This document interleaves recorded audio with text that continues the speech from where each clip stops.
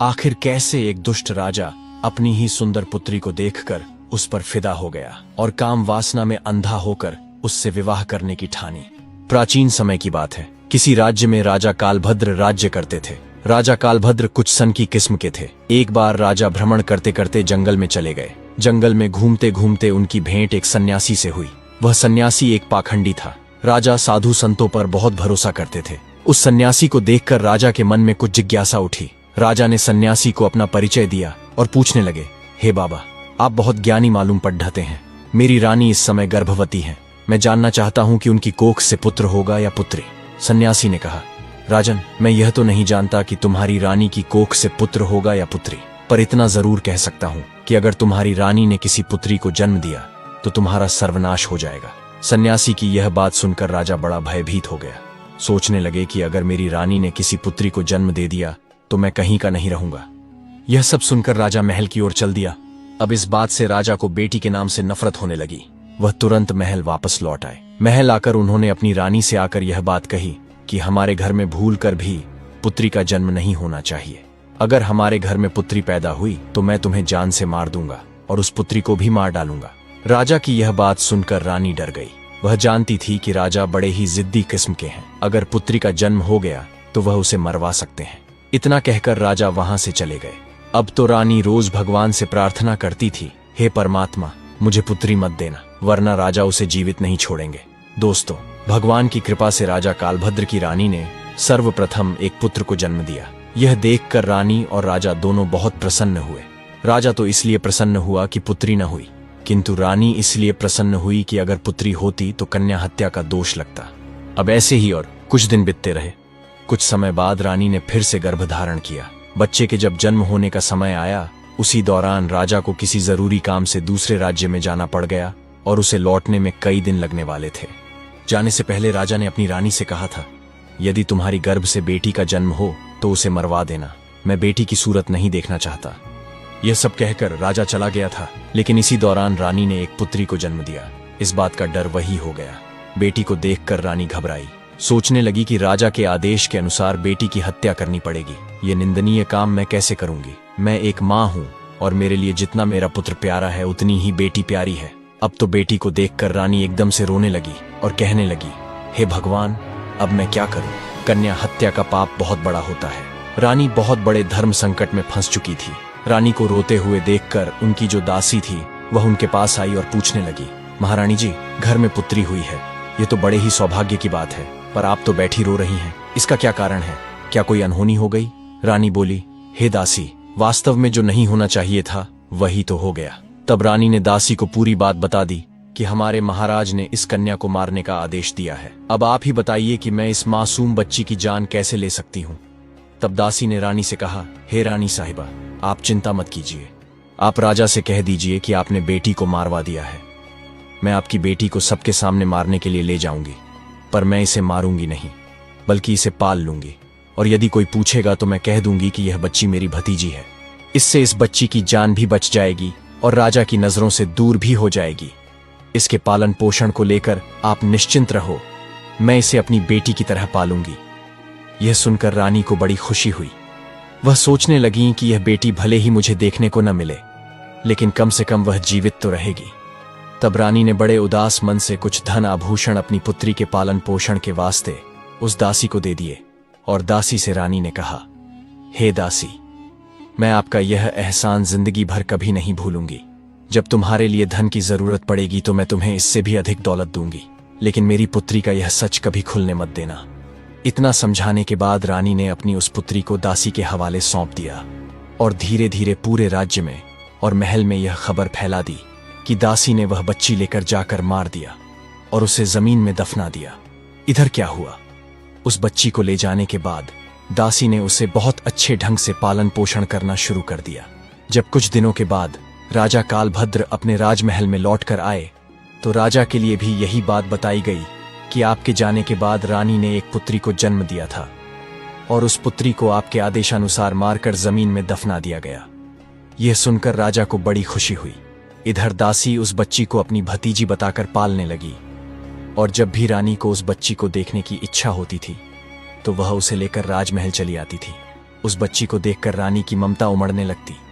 रानी चोरी छिपे उस बच्ची को प्रेम कर लिया करती। पुत्री को देखकर रानी को बड़ा सुकून मिलता था। वह जब जब चाहती दासी को धन, वस्त्र और आभूषण दे दिया करती थी।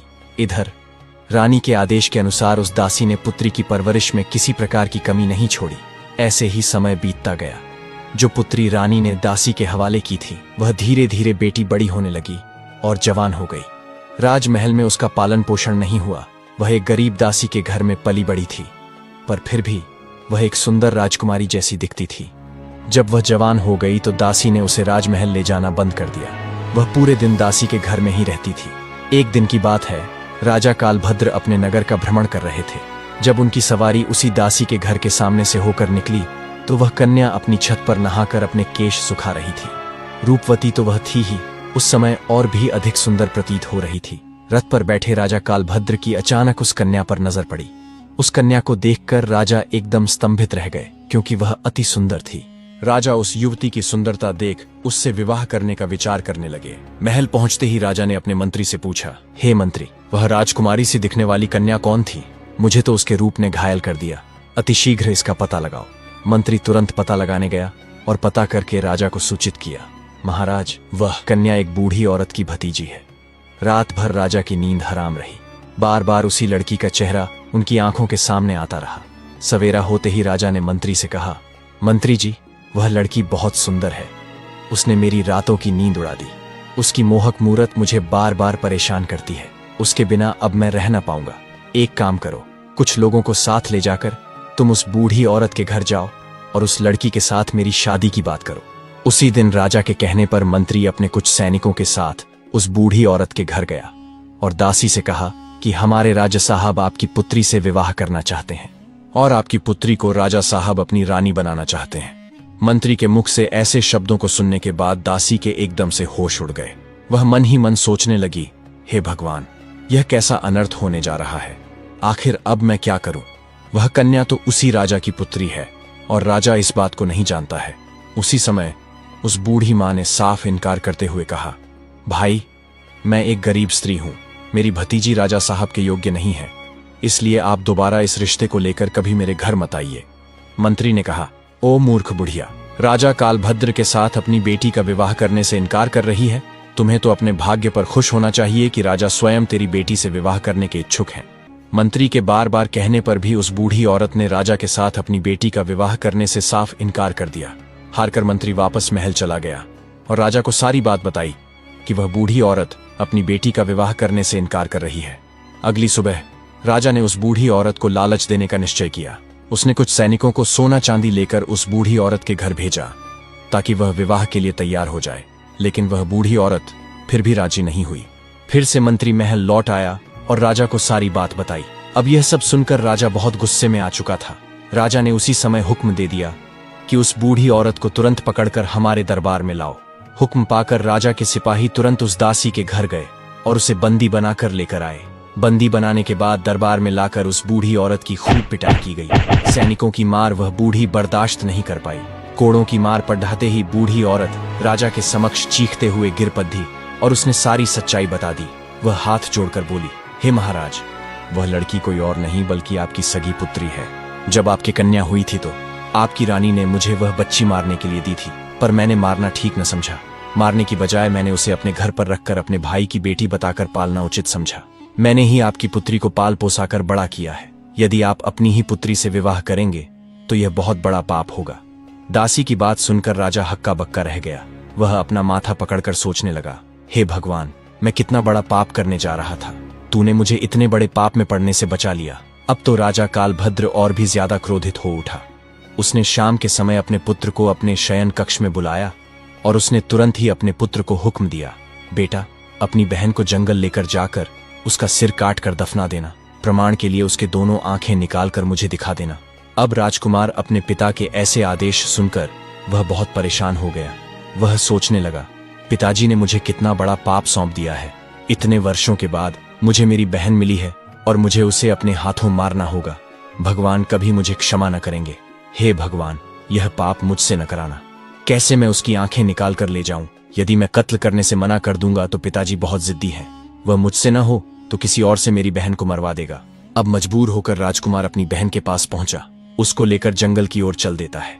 जाते समय भाई का प्रेम बहन के लिए उमड़ पड़ा और उसने कहा, हे बहन, किसी भी सूरत में मैं तुम्हारा कत्ल नहीं करूंगा।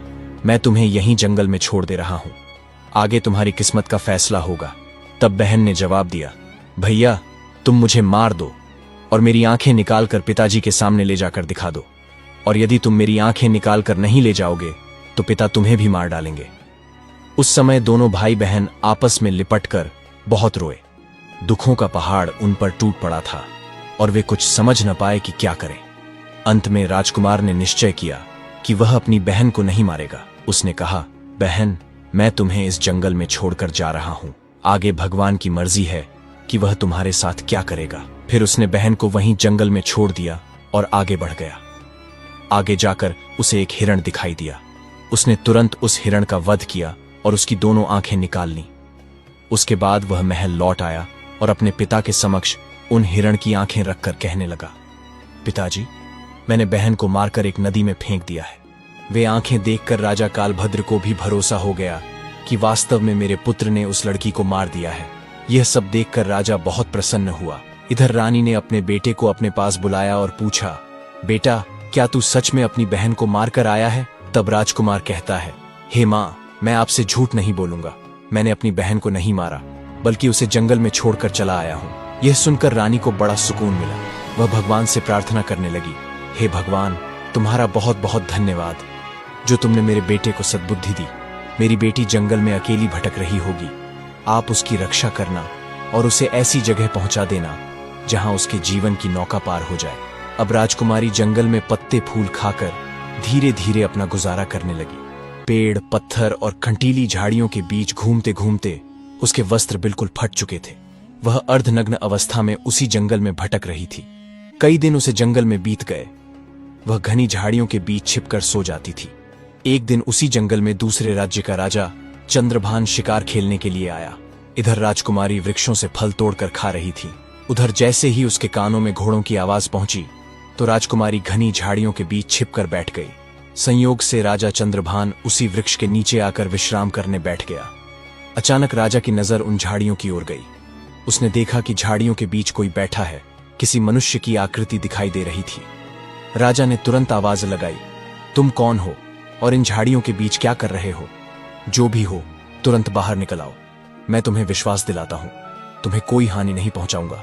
राजा की बात सुनकर लताओं के बीच से राजकुमारी ने आवाज दी, राहगीर, मैं एक दुखी और लाचार स्त्री हूं। मेरे बदन पर वस्त्र नहीं है। मैं निर्वस्त्र हूं। यदि तुम कोई वस्त्र मुझे दे दो तो मैं उसे पहनकर बाहर आ जाऊंगी।